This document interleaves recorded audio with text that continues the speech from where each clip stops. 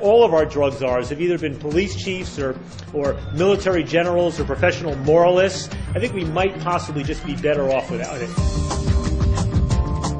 Hi, I'm Nadelmann. I'm the founder and executive director of the Drug Policy Alliance. We're trying to build a national organization, a national movement to end the war on drugs in America and really around the world. I think the number one thing is basically to break the taboo on really open and honest dialogue about all drug policy options, including legalization. Unfortunately, it's not yet penetrated the Congress. It's not quite penetrating the state legislatures.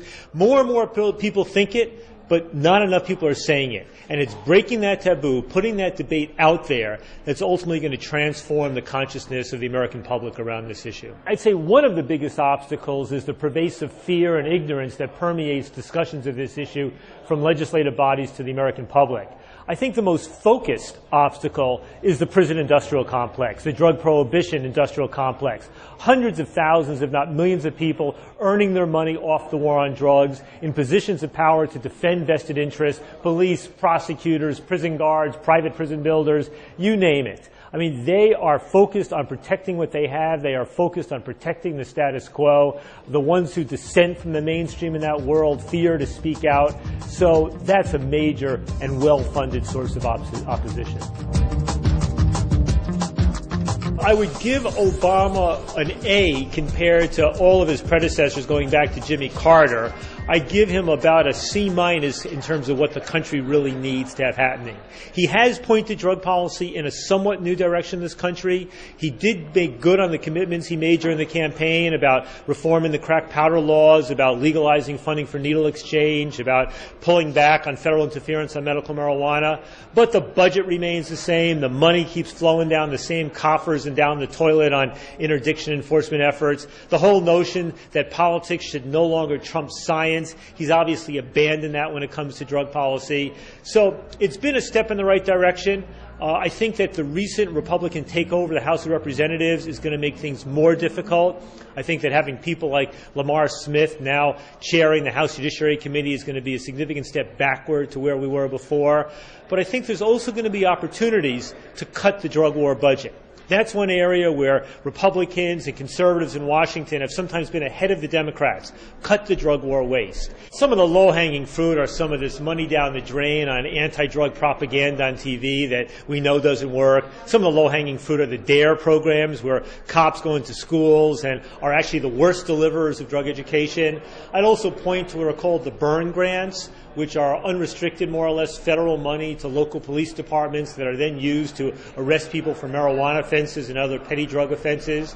I think a lot of the money we're pouring into the military and interdiction, we know that whether you double or triple the amount of money going into keeping drugs out of the country, it has almost no impact on the actual availability or price of drugs in this country. So some of those are going to make very good targets. I'm even curious about the notion of abolishing the drug czar's office. I feel a little ambivalent about that. On the one hand, if you had a really good drug czar, as you do, for example, in the Netherlands, it would actually be a constructive thing.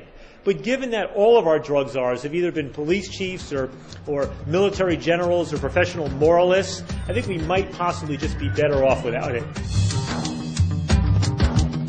Well, I'll tell you, I was just in Lisbon a couple weeks ago and had an opportunity to talk to all of the folks involved in the Portuguese drug policy. And it was really interesting because what they're doing is that when the police stop people for drug possession or in one way or another, what they're doing is they're not dealing with it through the criminal justice system. They're basically sending them to an advisory board that lies outside the criminal justice system. And that board has no legal powers to coerce people into treatment, to coerce them into jail. It does not drug test people. What it basically aims to do is to enhance people's consciousness around what they're actually doing by taking drugs and to try to provide them with the services that they might need to try to stop using drugs or get control of their drug use. And the interesting thing is that here you have an approach that seems soft-minded or soft-headed in every respect, yet in fact the results in Portugal are demonstrably positive.